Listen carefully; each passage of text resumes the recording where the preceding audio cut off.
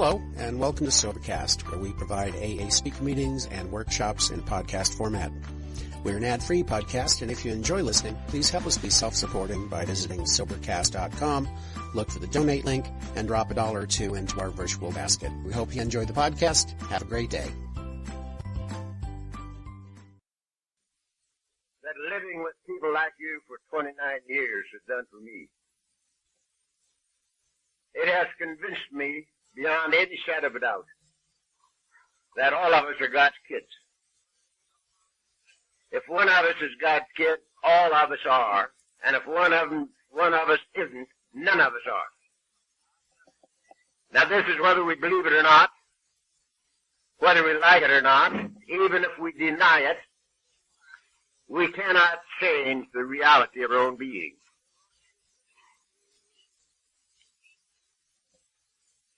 We're God's kids, all of them. And walking alone is not normal, is not natural. Most of us have walked alone for most of our lives. I walked alone for 43 years, wanting so badly to be a part of, and always a part from. That is not normal. To be away from the Father's house is not normal. It's just as natural as breathing to come home to the living God that made us. That's the normal state. Being away from home is not normal. So, our problem is conscious separation, and our answer is conscious unity. Now, I'm accused at sometimes of being a water walker.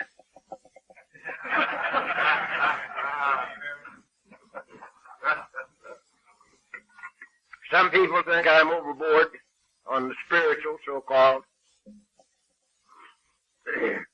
I am not. I just happen to know that there isn't anything else but spiritual. That's all there is. There ain't no more. So I'm naturally a little bit prone to that direction. But I have never heard a speaker, including myself, from the podium of Alcoholics Anonymous, that so strongly affirmed that as this book right here. For instance, here's a line in the second chapter. It's called There is a Solution. And here's what it says.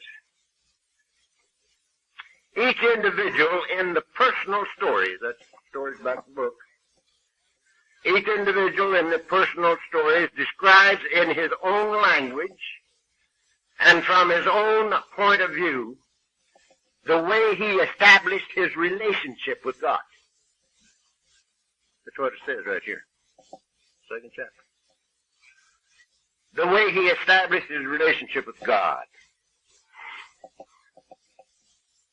And so, this is the answer. Conscious separation is the problem. Conscious unity is the answer. Now, I've got a little thing here. Doc tried to mess it up, but I erased all of his stuff so we wouldn't get confused. Now, I don't know whether that thing will work with me over there or not. Maybe I'd better stay over here. This is something that will sort of show what I was talking about last night. That circle there, in my thinking, would be all there is. There ain't no more. That's it.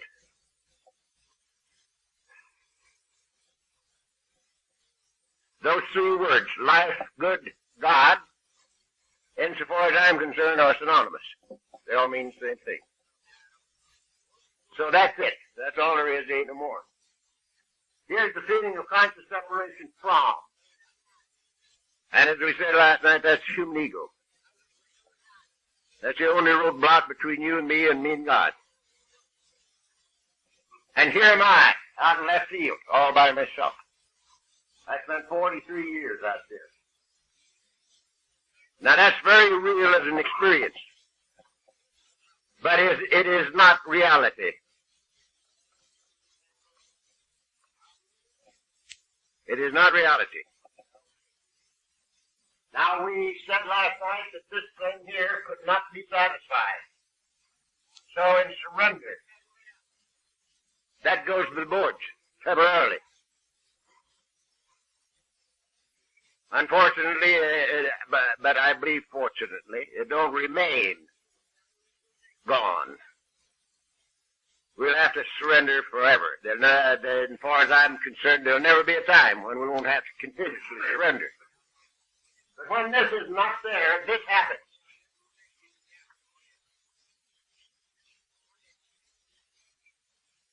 You wake up right in there. You don't get in there, you wake up in there. Because you can't get out of there in reality. There is no life apart from. There is experience apart from, but no life apart from. There's only life a part of. A part of. In Him we live and move and have our being. Now that's the truth of life. The carpenter said it like this: who by taking thought can add 1 cubit to his stature? Which means, I believe, you can't change the reality of your own being. You can only change your experience in reality. This was very real for 43 years. But it was not reality. And this is what happened to me in bed in January 1946. But I didn't know it. I had to discover it as time went on. Now, the first time I talked with my wife, she knew that something had happened. I didn't know it. She did. Because I called her in and I said, honey, you know, she was divorcing me. I said, it's no longer of any importance to me whether or not I live under this roof. It is of absolutely no importance to me at all. I'll never ask a thing of you as long as we live, but one. If I can ever add anything to your life, let me give it to you. And we closed the book, and it's never been reopened. She knew something had happened. I didn't. I called the kids in, and I said, boys, there's no father in the household any longer. You don't need to love me. You don't need to obey me.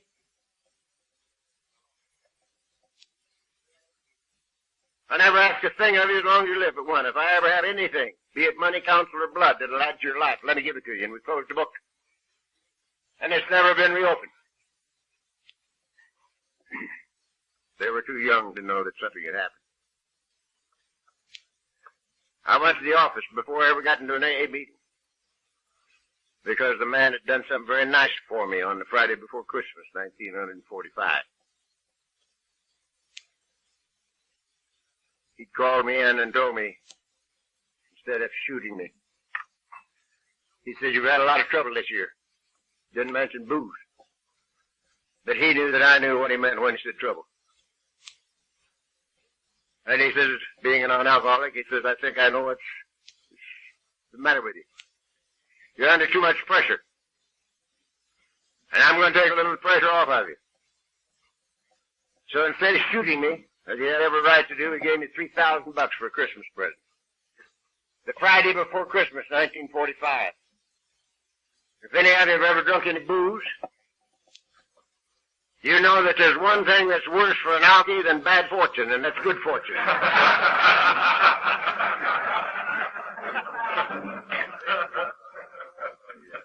So I got drunk on the way home.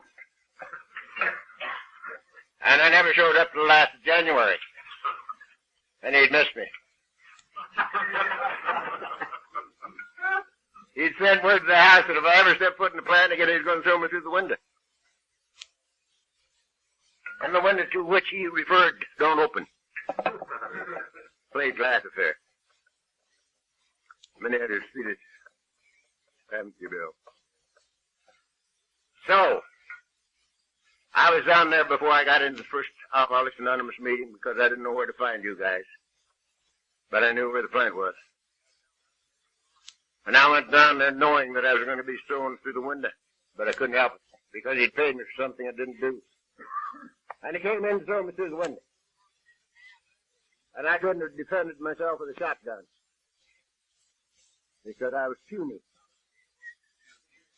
I was not well. I just came off a 4-week blackout. Fortunately for me, I was on the phone when he came in. And he had a little time, so he took my drafting boards and stuff out of the way so he'd have a clear shot at the window. As soon as I hung up, the phone was his, and he was a frugal man. He didn't want to throw it through the window. But he got ready to throw me through. And I hung up the phone and started after me. I said, Victor, leave me alone. I don't work for you anymore. I'm down here to clean up this desk. I'm here to do the things you paid me for last year that I didn't do. And as soon as I get even with you, I'll get out of here on my own power, and you'll never owe me a penny as long as you live, but for God's sake, leave me alone. I've got to get even with you. Then he stopped in his tracks. And he says, what the hell's happened to you, Charlie? And I says, don't know. But he did. And he didn't throw me through the window. So, all of those people, and many of my clients, knew that something had happened to me a long time before I discovered it. I'd be sitting with a man at lunch, talking business with him. And he'd say, right in the middle of the sentence, he'd say, what the hell's happened to you, Charlie? I've known you for 25 years. And I don't know you. And I said, I don't know. And I didn't. But this is what happened. That thing was gone, and eventually I woke up in here. Now, there is no life apart from. There's only life apart of. So this becomes the whole human race.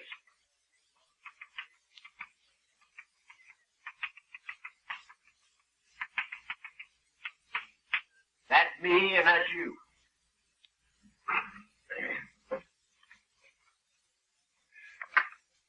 The good book says God is life, and you and I are life. So God is that which I am, and God is that which you are. This is the meaning of the words as we understood him in our book. As we understood him has no reference to understanding the infinite. It has reference only to the necessity of individual experience. My God, your God. The necessity of individual experience. I hunted your God for 30 years before I got here. And I couldn't find him. And I came here not even looking for mine, and we found each other. So we have to find him where he is. And he's right here in me and right there in you. So we have to find our own. Now, although the man that ruined my blackboard here for a little bit raises hell with me for quoting, he says, I hate a man that quotes verses. And I said to him, that's because you don't know any verses.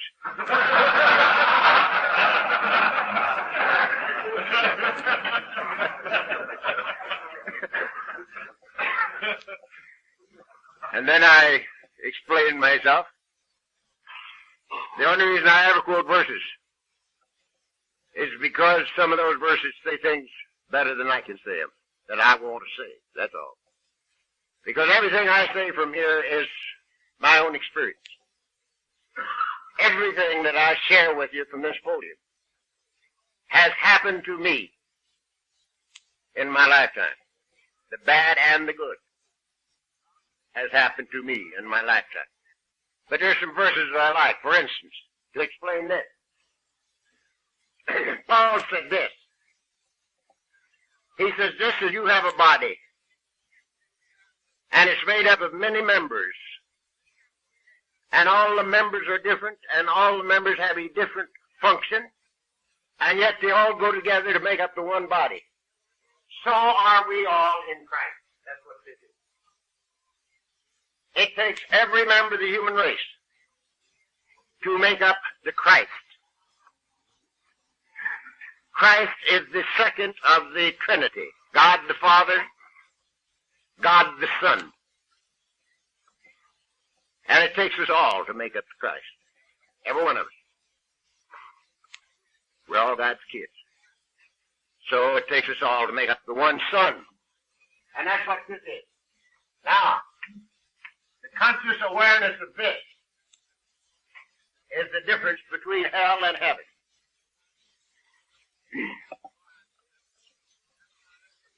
Being born out of conscious separation into conscious unity, I believe to be the rebirth, or the birth of Christ in me, and the birth of Christ in you. I think it has to happen to everybody. Now, we are the most fortunate of all God's kids, because we run out of time, and people, and places, and things, and money, and booze.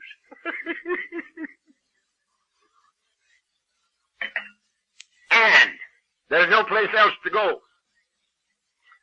So we come to Alcoholics Anonymous for sobriety.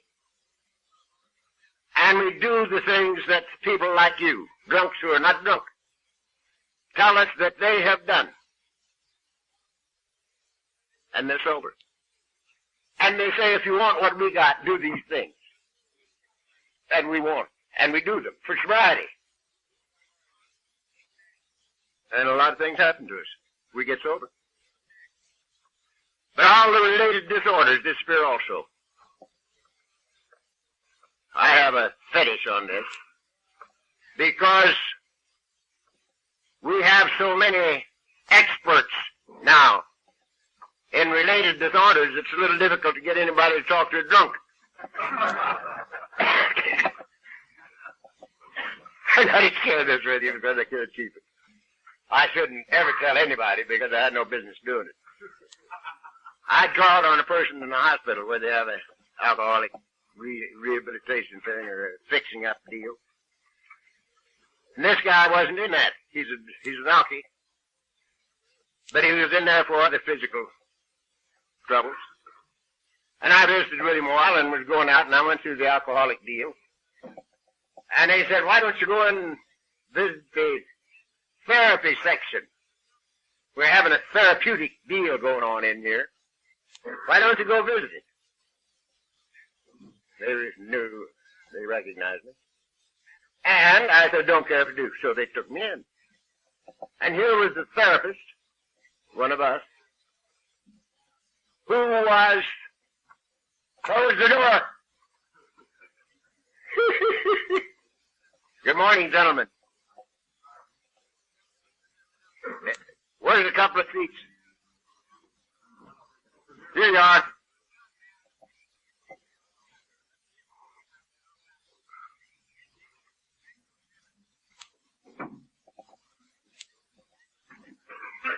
So, I went into this little deal, and here this therapist was coaching about a dozen drunks on how to handle such emotions as jealousy, anger, and resentment. And she was giving them the therapy, how to work on them, you know, how to handle those things. And I sat there and listened until I couldn't sit there anymore. And then I did a very bad thing. I just got up out of my seat and I said, just a goddamn minute.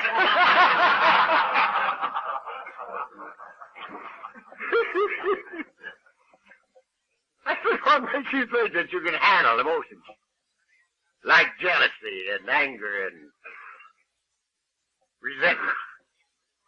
He said, if we could have handled those things, we'd have handled them 20 years ago.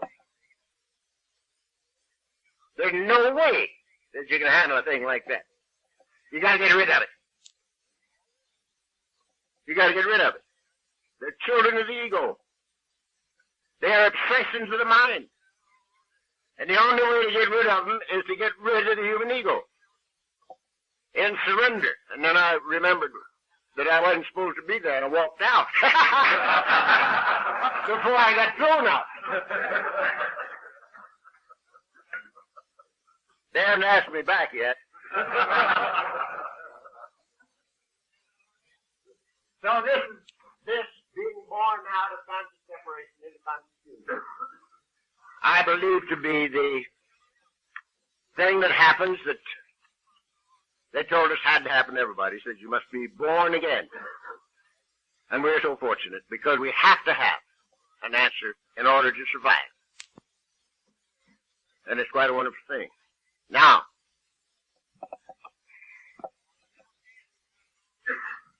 we talked a little yesterday about writing down our inventory and sharing it and then giving it away. Giving it away. We're entirely ready to have God remove all these defects of character, humbly ask Him to remove our shortcomings. And that I believe to be the only way that we can get rid of them. The only way we can get rid of them. Now I'm very simple. How do I know if I've given them away? If I haven't got them?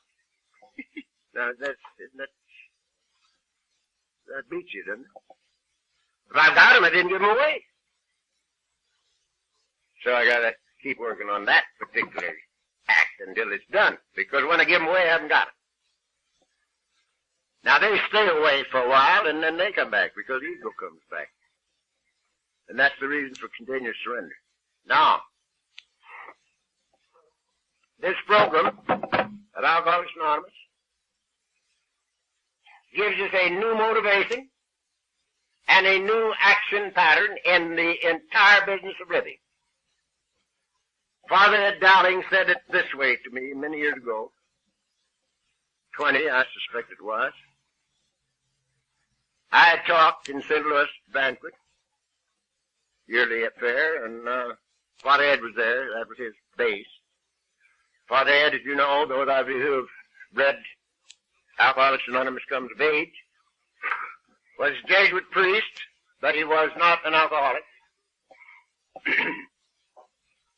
He was sort of in our program, or with us, from, I'm a big chipper, son, keep it filled.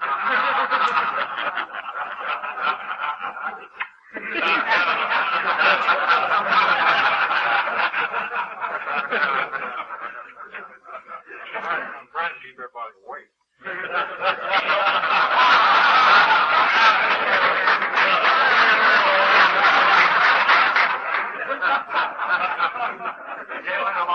He slept through last night's affair, so he's trying to keep awake himself. He's trying.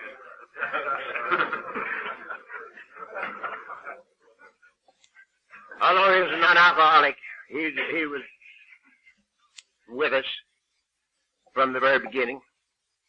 Tells in AA Comes of Age. And he said to me one time, I knew him very well, loved him very much, and I think he loved me. And he said to me, Chuck, he says, your cross was alcoholism. He says, my cross was lack of faith. He says, I went through all of my studies and was ordained, and I didn't believe a damn thing. Now that's a rough spot for a jibby. I think 18 years he'd gone to school. And he went all through his studies and was ordained and didn't believe anything. And he says, I came to believe by watching what happens to you people in Alcoholics Anonymous. Now that's a tremendous statement. I came to believe by watching the miracles in AA happen. And after this talk in St. Louis, we were going to get some coffee. Mrs. C was with me, and she says, Chuck, maybe Father Ed would like to go with us for coffee. And I said, maybe he would, honey. I said, you ask him. I didn't want to get turned down. I'm a sensitive alcoholic. So she asked him, and he went. And we sat down in the booth, and he started plying me with questions, and he never quit. And I would say every 15 minutes, Father, you talk. I've been talking all night. You talk. I love to hear you talk. And he'd ask another question.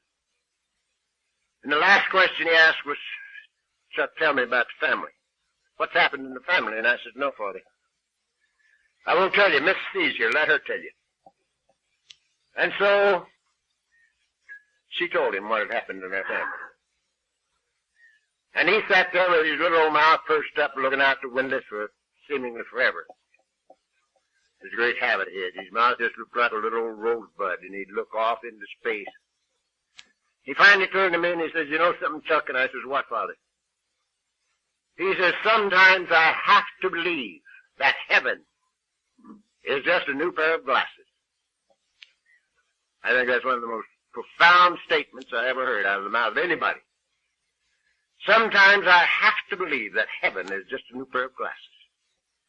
And that's exactly what this program has been for me. And I said to my wife, honey, where's the difference? This program is a new motivation and a new action pattern. Now, everything that I was taught as a child, in home, in school, and in church, has had to be reversed since I became older. Everything. There isn't anything that it taught me that is left, except the multiplication tables. That's all. Everything else has had to change. We talked yesterday about the feeling that we had to get out there in the salt mine and outthink, outperform, and outmaneuver in order to eke out a miserable living out of an unfriendly universe. We're going to talk about that in AA and business, so we'll skip that for a minute. I was taught, because my family, one side of the family was Methodist Church South, and the other side was Hot Shell Baptist, than which there is nothing whicher.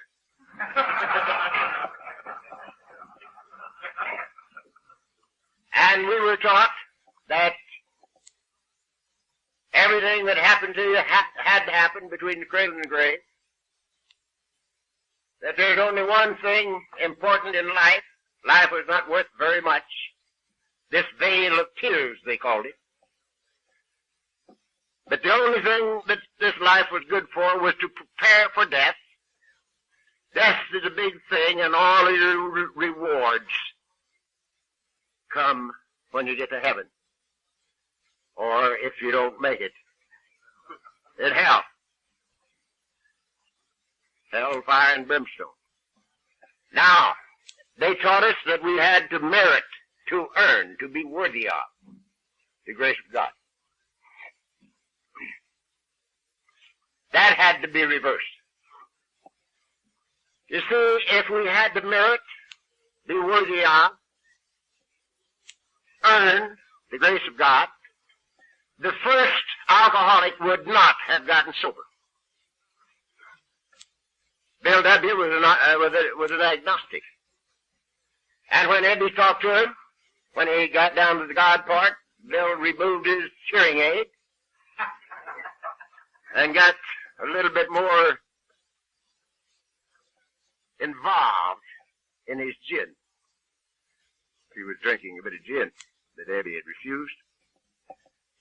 Because when Eddie talked with God, Eddie had found sobriety in the Oxford movement. And they also had a God of their own.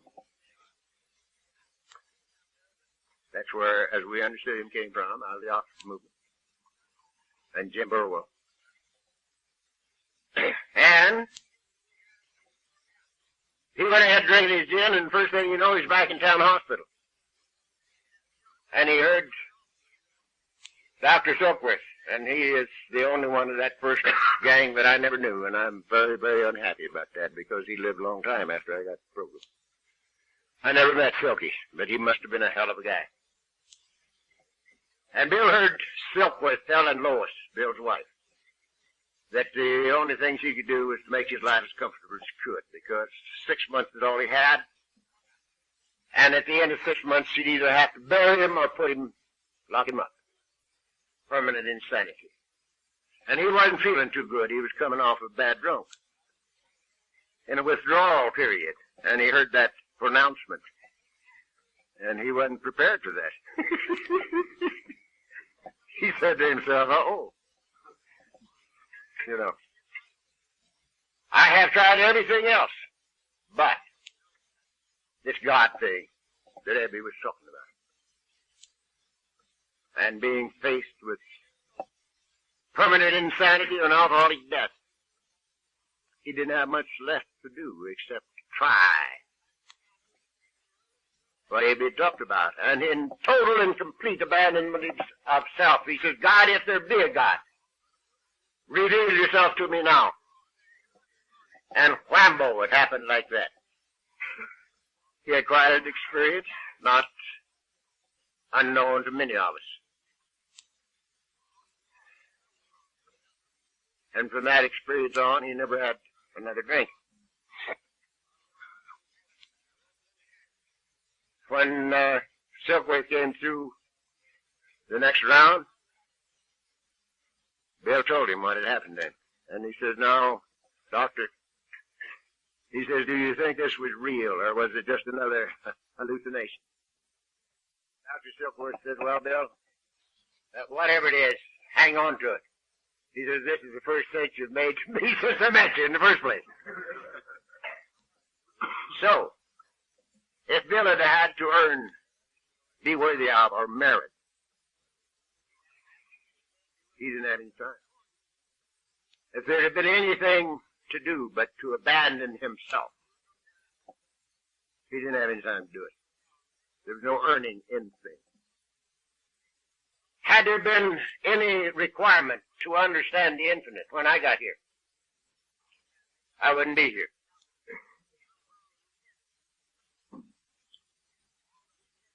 I had used every resource I had, and I had lost. And I said to myself, if I ever live to get out of this bed, I'll find AA. And from that second until now, I haven't had to have a drink or a pill. Just to become willing to come here was the key in my case. And there was no earning or being worthy of or meriting anything. And I had lived to be about 65 before I realized that the very word grace, the meaning of the word grace is a free gift. A free gift.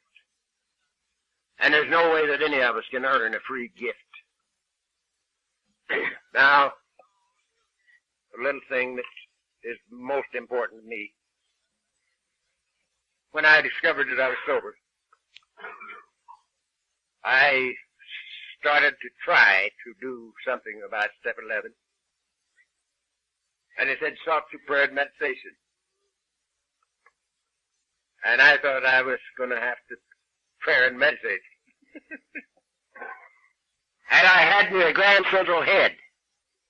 My Grand Central Head didn't leave early. A Grand Central Head is when 10,000 things are going through your mind at the same time. And you can't hold a thought for a split second. But I knew I had to prayer and meditate, because it said here, thought through prayer and meditation. And I'm gritting my teeth, sitting in the same chair I sit in right now. Try and meditate. It was a mess. But 2 verses popped through my head. Pardon me, doctor.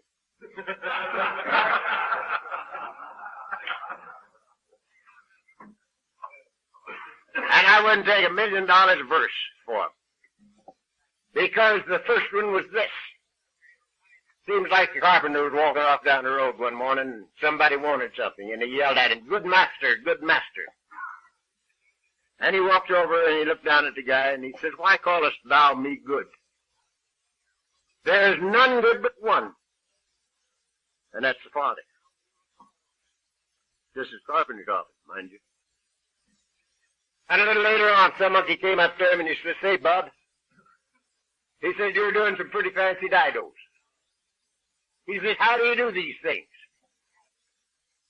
And the man says to him, "Go peddle your papers." "I don't. Of myself I can do nothing. It's the Father within. He doeth the works." I wouldn't take $1 million piece for those, because at that second I said to myself, if that's good enough for him, it's good enough for me. And it made it unnecessary for me to try to be good, or to try to be so damned accomplished. You know? It's good enough for him, it's good enough for me. And so I've lived from then until now in total expectancy of guidance and direction. I changed step 11 a little bit for me. The way I use it now, I get out of bed in the morning and I say, "Look, Dad, I'm reporting for duty. Now I'm going to move it around. I'm going to do the best I can with what I got. And all I want out of you is a little guidance and direction if I'll carry it out." "Sure, thank you." And I go about my business. Total expectancy of guidance and direction. This in business, play, AA, home, the works. And I get it. And people say to me, "How do you know?" And I've got the simplest yardstick in the world on that, too. I never had it so good. This is the only easy life I've ever known, the only good life that's ever been mine in my entire lifetime. And that's all the yardstick I need. The next thing that they say to me is, "I pray for knowledge of His will for me and fire carry it out. I think I get direction, but how do I know whether it's my will or His will?" And that's a good question. And I have the simplest answer in the world for that, for me. If it's important to me personally, it's my will. If it's important to me personally, it is an ego satisfaction. If I am praying aright, it is not for something for me. It's that I might be of some value to you.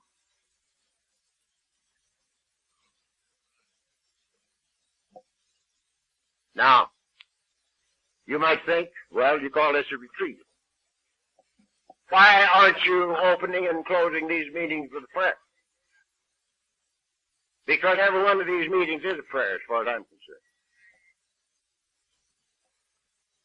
Insofar as I am able to perceive, every serious thought is a prayer. Even worry is a prayer for something you don't want to happen. Anticipatory anxiety tends to create the thing you're afraid of. Actually creates it. Old Job says, "Lo, that which I feared has come upon me."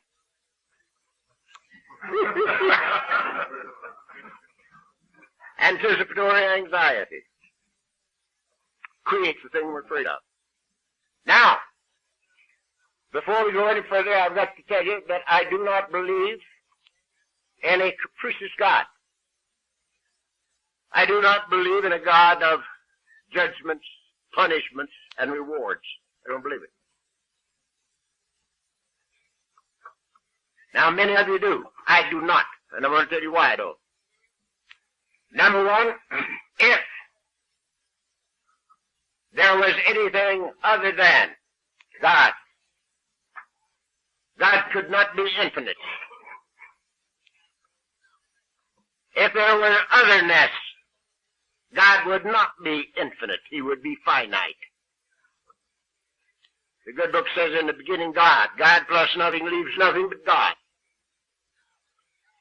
In the beginning, God. So, insofar as I'm concerned, there is no otherness. God's all there is. There ain't no more. Very likely,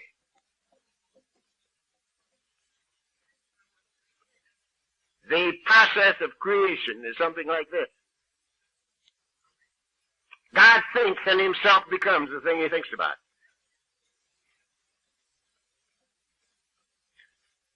You remember the little boy said to the teacher, where'd God stand when he created the earth? It's a hell of a good question, isn't it? Where'd he stand when he created the earth? He couldn't have stood on a bowl of mud out of the Mississippi River. He hadn't made the Mississippi River yet. So, he didn't have to stand. God thinks and himself becomes the thing he thinks about. The universe to me, the entire universe, with all its galaxies. You know, Plotinus, 1800 years ago, thought there were, I think, about 1,120,000 stars in the universe. He counted them with his little telescope. Galileo, a little while later, he thought there were 5,000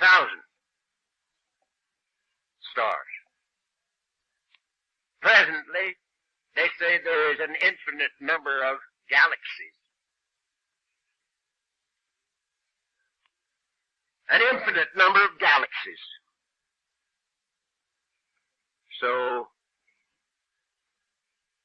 it's expanded a bit. Now, when I look at these things, I see God. The body of God is creation, just as you have a body. And people see it and say, there's no Keith. That is no Keith at all. That's where Keith lives.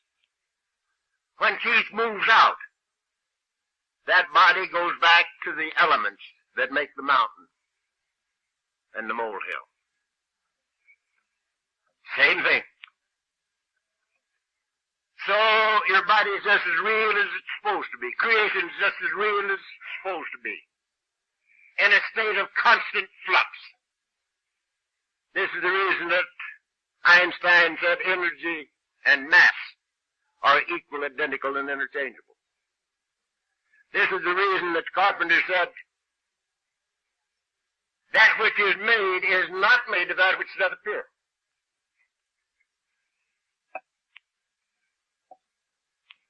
It's the evidence of, or the body of the Creator. And as such, it's the most beautiful thing I ever laid eyes on. We've had time to expand on that too. Beautiful thing. Now, you and I duplicate God in our little world.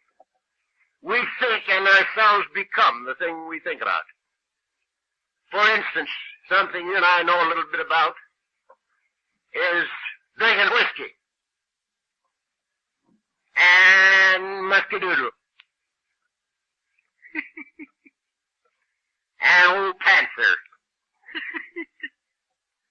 I broke in on White Lightning. 146 proof. From that up to 169. Real good. You drank it out of a fruit jar. It's nice. You get it. Crease right across your nose.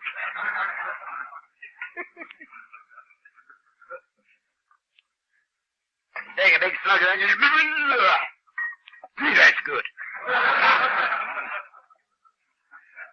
But it got the job done. So, we think in ourselves become the things we think about. After a while, every alky looks like every other alky. Every one of us look just alike.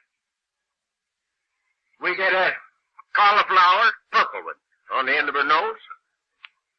All of our wiring is exposed. And we get a little bean belly sticking out, you know.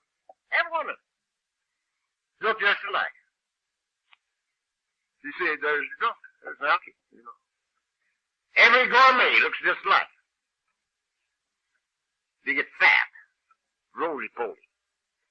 Get very nice disposition because they can't whip nobody.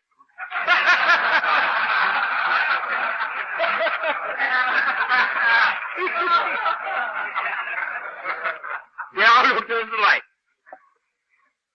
Every wolf looks just alike. Look at Bill back there with his bald head. Son of this one up here with his bald head. He's a damn wolf. Look at him. He walks down the street. Everybody sees him, knows he's a wolf. Hi, Bill. I love you too.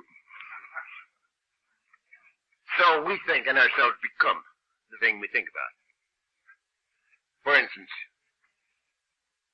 I got a guy sitting in front of me here that knows a little about the market business. I do the plans for every market that I put in. I do the plans for all of my clients with my own hands. Laid them out. Put the departments where they should be. Allotted the space to them. Put the back rooms where they should be. And allotted the space according to the operation. Whether the man had his own warehouse or twice a week deliveries from someplace else. Put all the plumbing and wiring fixtures, or spotted all the plumbing and wiring that took to operate the thing. Then we gave it to the architect, and they built a building around it. And I built the fixtures that went in it. And the operator put some canned goods and some meat in there, and had a store. But that store came out of my head before it was ever on paper. You see. We think and ourselves become the thing we think about. That's the way it is with our lives. We duplicate the Creator in our little world. And that's the reason that it behooves us to know what this thinking apparatus is. Now, I told you I didn't believe in a God of judgment. Because I don't believe that an infinite can think comparatively.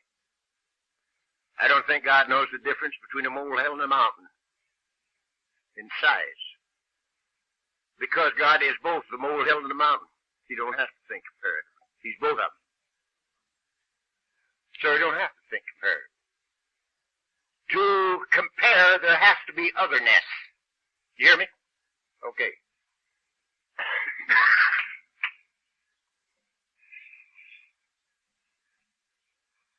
This makes it unnecessary to have God of justice. We have a God of love.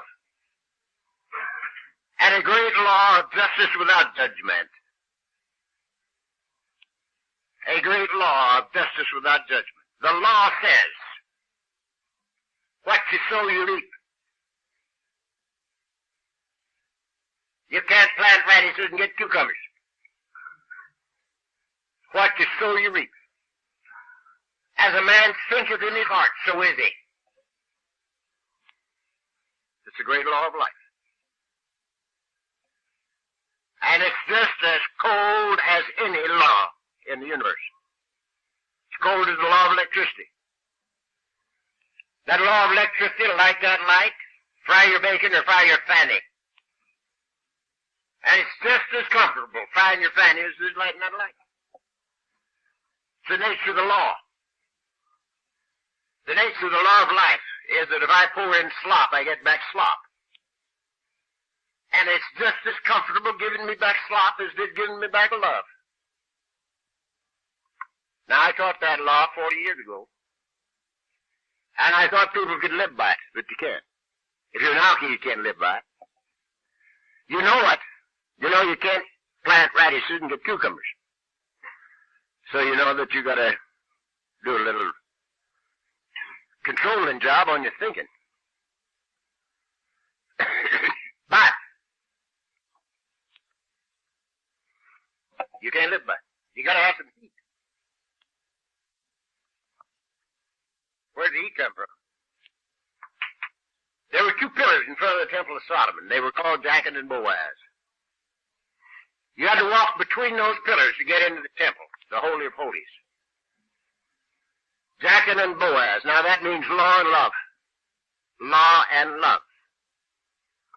And the ancients put it like this. On the one hand, all is law.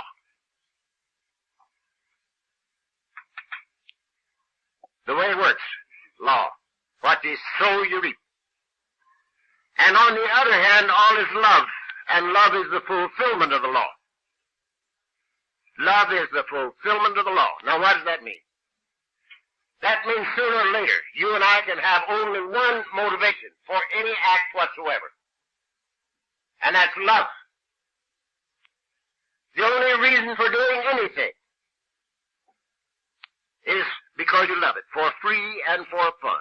That's work, play, AA, home, the works. Love is the fulfillment of the law. Now what does it mean?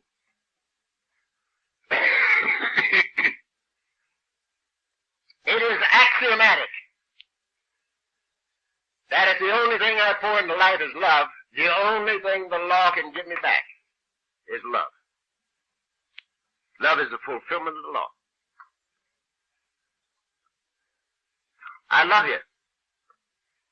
Period. Why? In the beginning, because you were drunks, and because you gave me, you rocked me to sleep, and you gave me the program of Alcoholics Anonymous, and helped me do it. So I had to love you. I had to love you. I hated you. More than any part of the whole human race, I hated you before I got here. Before the thing happened to me. I thought the entire human race was a cosmic mistake. God's kids were too damn mean and too stupid to merit my attention. I was interested in God. I learned a lot about him, and the more I learned, the drunker I got. Now, that wasn't because I knew more, but because I didn't do anything. I knew so much I didn't have to do. I told you guys what to do. But I didn't have to, because I knew these things, you know. So it took me pretty near 70 years to learn that you can live yourself into right thinking, but you cannot think yourself into right living. All you gotta do is do these things and something will happen. Don't do them and nothing happens, regardless of how much you know about this book. We had a guy here, when I first got here, we called him the coach. His name was Paul Cahill. Some of you guys were here long enough ago to know him. Paul had two vocabularies. He had under the bridge vocabulary, and I thought I had a pretty good one. But he could lose me. And he had a Notre Dame vocabulary. And he knew this book practically by heart. He could stand up here almost quote chapter 3 in its entirety and chapter 5 in its entirety without cracking a book. And we had to watch Paul die. We had to watch him die.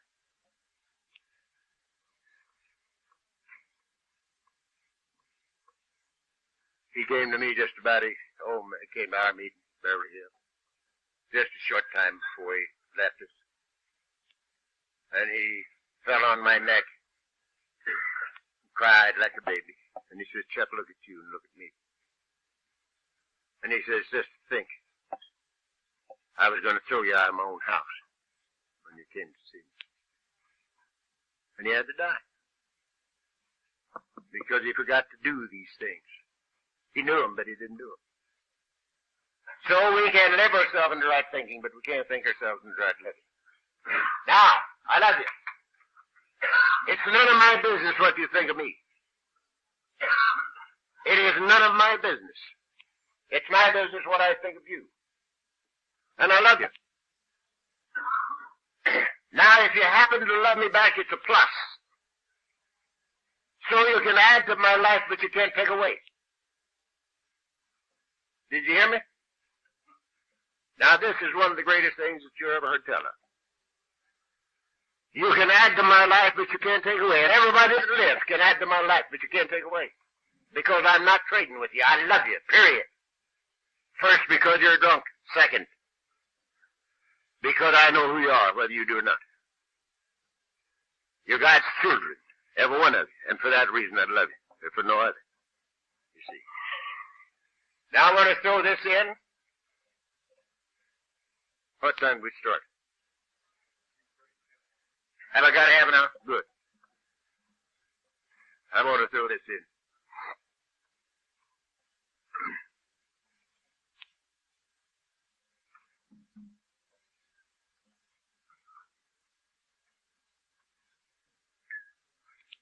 As many of you know, I do a few things in Alcoholics Anonymous. And I have been doing them for 29 years. Like maybe having 8 talks in a row. And I don't do it because I want to hear my voice. I've heard me before. And I don't do it because I want your applause. Because I've had that before. The only reason I'm here is to share me with anybody who wants to be in love. That's the only reason I'm here. And that's the only reason I can do what I do. If I was concerned about saving your souls, I wouldn't be here. Because if any of you have a lost soul, I wouldn't have the slightest idea where to look for it. Not the slightest.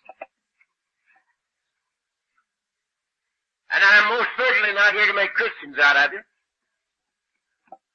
Because, as I understand or misunderstand Christianity, I just might not be a Christian. You priests take note.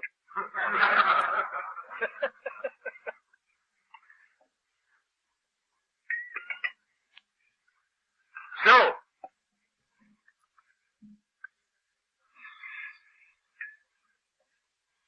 I've never had a sponsor in this program. Never. When I got here, I didn't know anything about a sponsor. And when I learned about a sponsor, I didn't figure that I was entitled to that much consideration from anybody. I never even asked many questions for a long time. I became an eavesdropper. When I got well enough to hold a cup of coffee, I'd get me a cup of coffee, pick out somebody that seemed to be talking pretty good AA, and back up to them, and stick me into the conversation. Give me a hell of an eavesdropper. And if they caught me, I'd take off. Back up to somebody else. And if they caught me and included me in, I couldn't take it. I couldn't believe it. I'd go out under the pepper trees and cry like a damn baby. And a little later on, when I might have been able to accept a sponsor, I had a few hundred of them. Everybody that I see in Alcoholics Anonymous is my sponsor. Those who are in the program and those who are not in it. Every one of them is my sponsor. I feel that every man is my teacher, some teaching me what to do and some teaching me what not to do. And I think the one that teaches me what not to do might be just as important as the one that teaches me what to do. As I've told many of you, I went through 2 deaths last year with people that I'd known, one of them 28 years and one of them 25. And they both left by their own hand. One of them was only 45 years old, and he'd been sober 25 years. And I'd been instrumental in getting him in here. And his image got between him and his program and his God. And he had to die. And the other one let something get too important to her. And she had to die. That's 28 years. So, those that teach us what not to do are just about as important as teachers as those that teach us what to do. Now,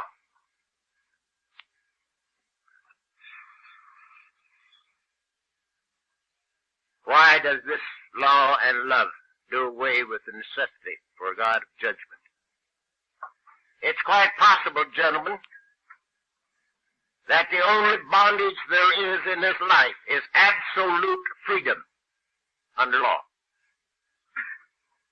Absolute freedom under law. For instance, there is no law of God or man that says I can't drink whiskey. You can't find a law that says I can't drink whiskey. And by the grace of God, through the miracle of AA, I have enough money in my pocket right now, if you won't tell anybody, to get us all drunk and keep us drunk for a little while without even going to the bank. I can do that. Why don't I drink whiskey? The priest says you ought not. And I said, I don't know what you're talking about, son. I don't know what that means. You ought not. Who says I ought not? But I know what this means. I can't afford it. I cannot afford it.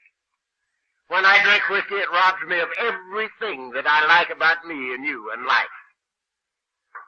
So I cannot afford it, so I don't drink it. There's no law of God in man that says I can't hate you. I can hate the bejesus out of every one of you if I want to. No law says I can't. Why don't I?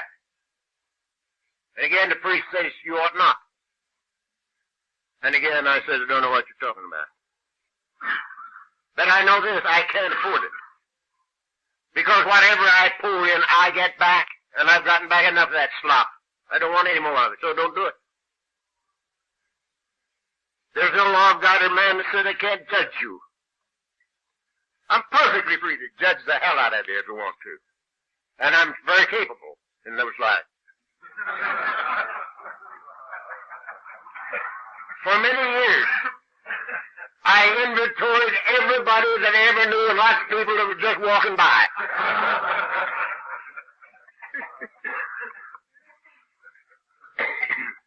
Why don't I judge you? I can't afford it. Now, the carpenter told me what had happened to me if I did. But he did not tell me I couldn't. He says, judge not that you be not judged, for with whatsoever judgment ye judge, ye shall be judged. And with whatsoever measure ye meet, it'll be measured to you again, heaped up, pressed down, and running over. Now, that's what happens to me if I judge. But he didn't say you can't. If I'm willing to pay the penalty, I can do it. But I am not willing to pay the penalty. So I don't do it. No law of God or man that says I can't resent you. Why don't I? Can't afford it. Envy, can't afford it. So I don't do it. Because whatever I pour in, whatever I sow, I reap. The only bondage there is, perhaps, in this entire life is absolute freedom under law. You can do anything your imagination conjures up if you're willing to pay the inevitable consequence of your thought and act. I am not willing, so I don't do it. Now we got to take a little moment and do away with something that many, many of us think about. For instance, people were telling me for years, stuff you can't drink, you got to quit. You know. And I could look around me and see a lot of people that were drinking and not getting in trouble. And I couldn't understand why I couldn't drink like they did. And I sit up there in my room now, in that same chair, and I look down on the little town of Laguna Beach, and there are 15,100 people in Laguna Beach. The last count. And 15,000 of them can do things I can't do. And they're all God's kids. How come? They can eat a little and drink a little. Love a little and hate a little. Judge a little and resent a little. Lie a little and cheat a little. They're God's kids, so I am. How come they can do that and I can't? Simply because as yet they have not run out of time. And there's another thing that they can do that you and I never could do. They can eat a little and drink a little. You and I never could do that. We've always figured that anything that was worth doing to excess. So, we ran out of time. They haven't run out of time yet. And it is my opinion that it doesn't make any difference to the universe when they run out of time. Whether it's now or 500 years from now, don't make any difference. Sooner or later, every one of us has to come back home to the living God made us. Because we're all God's kids. But the timing don't count with the universe. It counts with me. Life is pretty good, living it with you guys. It ain't with a damn living out there in that jungle where I used to live. So that's the deal.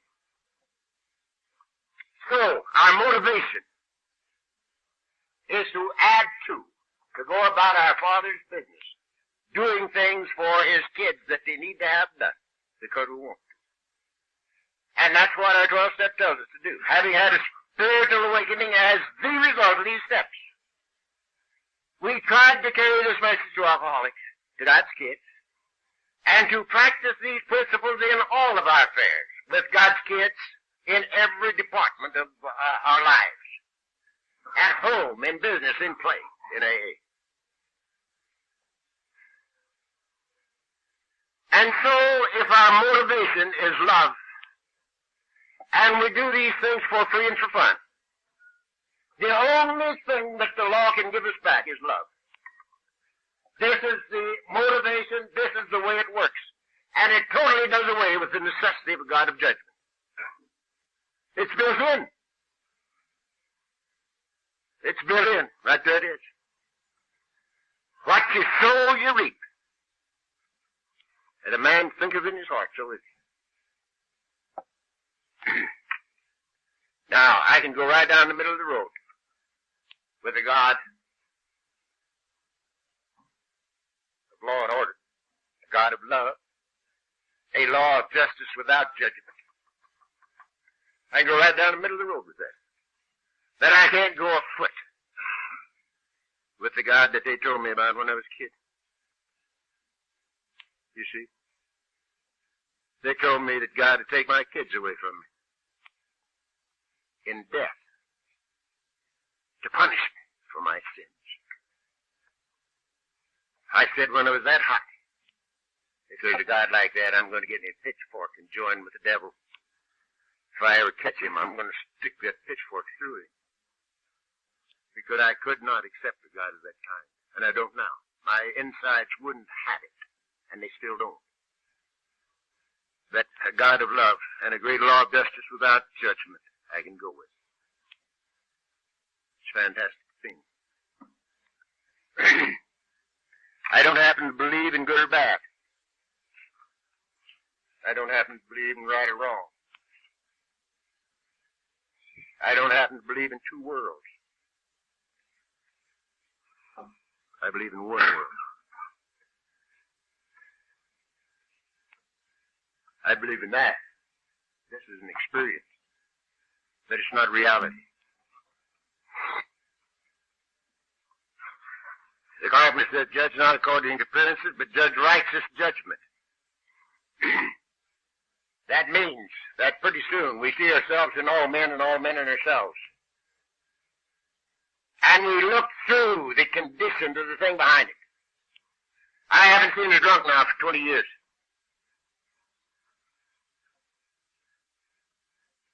It's been 20 years since I've seen a drunk. And when I was in business, my plant was at 40th and Alameda. And every time I went downtown, if time permitted, I went to the head of 5th Street and drove west. It drew me like a magnet.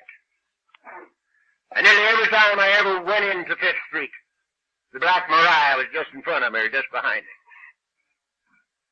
And I knew that Black Maria inside and out. I've ridden in her in chains.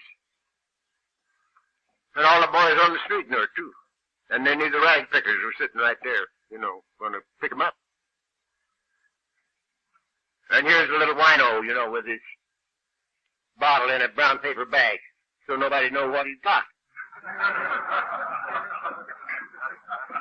There's nothing that looks so much like a bottle of wine in a brown paper bag as a bottle of wine in a brown paper bag. So he sees this rag pickers coming, and he tries to get in the alley, and he goes flat on his ass about strike that. About 4 times, running for the alley, but he don't break that bottle. He breaks his fatty, but he don't break that bottle. And he gets into the alley. And I say, thank God. Thank God. Because that's me. That's me, but with the grace of God. And I go on down the street, and here's the old boy in the doorway. It's July. And he's got on 2 overcoats. Black one and a gray one. And there he sits in the doorway, and his bottle's right out in the open, and it's half full. Red eye. And he's sitting there laughing and talking with his friends and having a hell of a time. His friends aren't there. And I can't hardly drive by him. I want to leave that car of mine right in the middle of 5th Street and go over and pick him up and set him on my lap. Because that's me, but for the grace of God. You see, I used to wear my overcoat in July. I used to meet the people, talk to them. They talked to me, and we had a hell of a time. They weren't around. One of the things that made the biggest impression on my family, I think, of all the things I did, drunk. There's many times we'd all be in the same living room, and I'd have company, and they wouldn't have any. They couldn't understand it.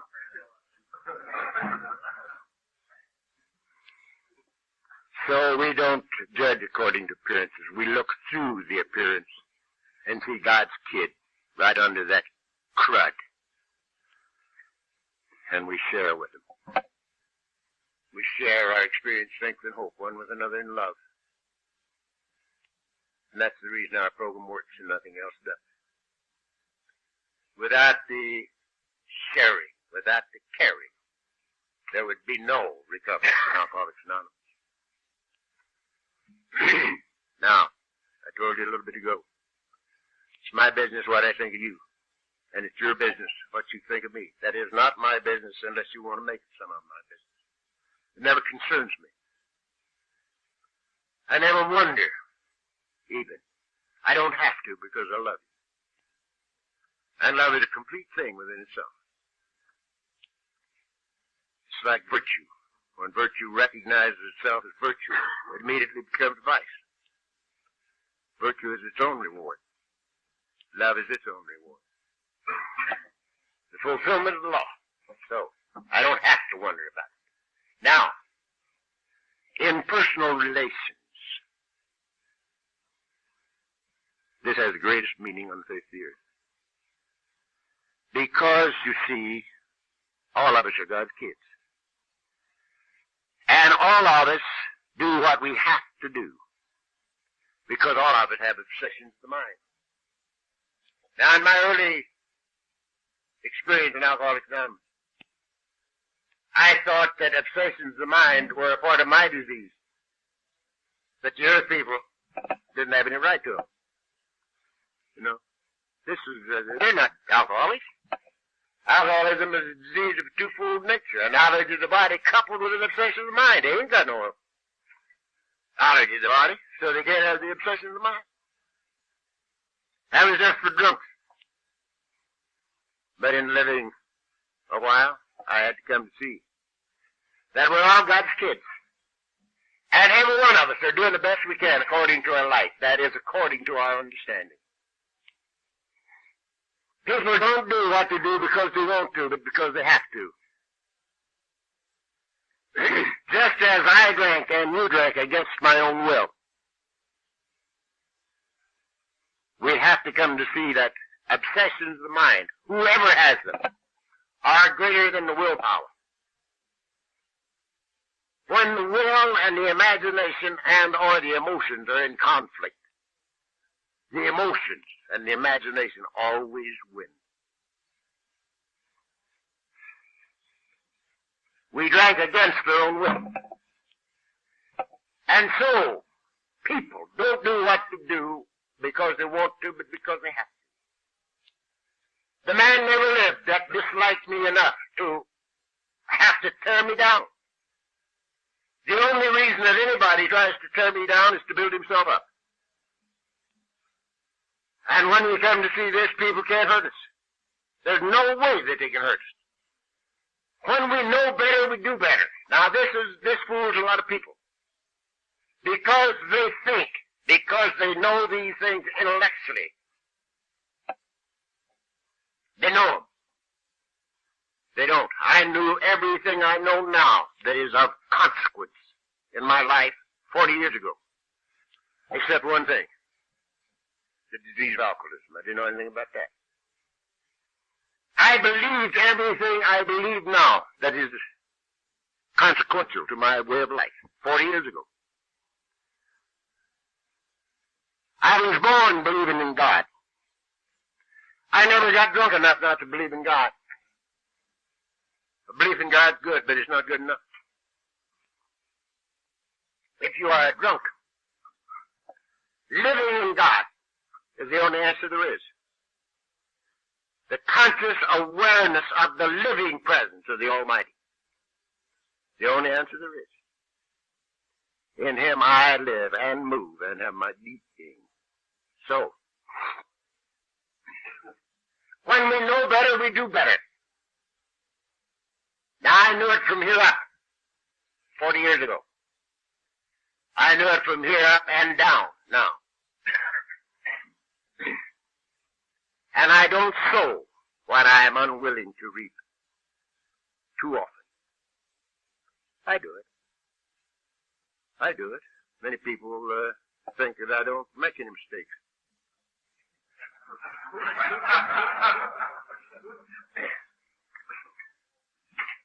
Once I thought I was wrong, but I was mistaken there.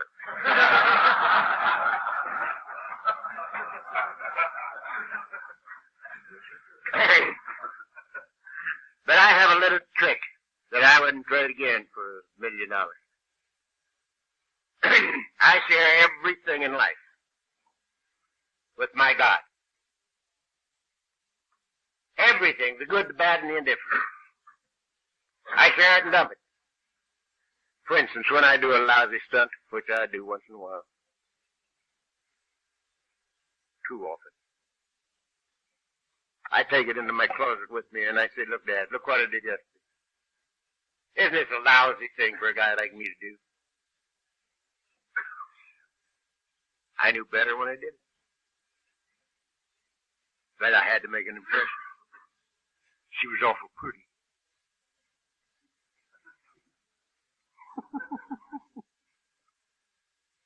Now, I don't like it, and you don't like it. And I'm going to do better, and with your help I'll do a lot better, sure thing. And I dump it and never pick it up again. And when the good thing happens, I do the same thing with it. I say, look, Father, isn't this beautiful?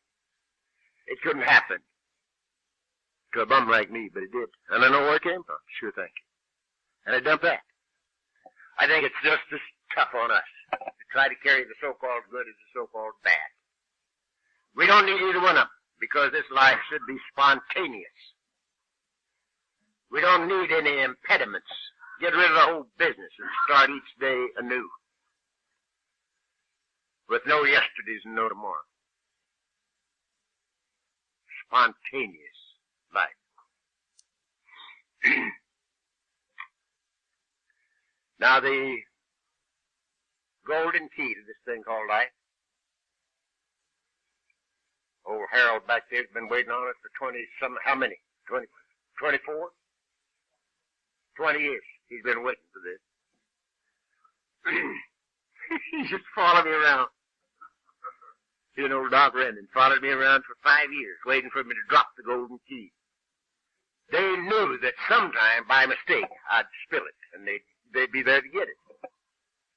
And every time they'd come down and take up the whole night yakking in my living room, I would tell them, look, I've given you this key every time you ever heard me talk. I've given it to you. All you got to do is do these simple things. They knew there was something else. So I'm going to give him the golden key now, after 20 years. The golden key to this thing called life is rigorous self-honesty. Rigorous self-honesty. Why? Because we have a monitor with us. We didn't put it there and we can't dislodge it. The religious call it conscience. This is another thing I don't understand. Don't know anything about. I call it God. God in me, as me, is me. I'm not God, but God is me. Infinitely greater than I, because he's all you, as well as me. But not different from, other than, or apart from, but a part of. Because now I am consciously aware of the living presence of the Almighty. So, the golden key to this thing called life is risen. Thanks for listening. I hope you enjoyed the podcast. Sobercast is ad-free, and we'd like your help in order to keep it that way. So if you'd like to help us be self-supporting by pledging $1 or $2 a month, visit Sobercast.com and look for the donate links. Thank you very much.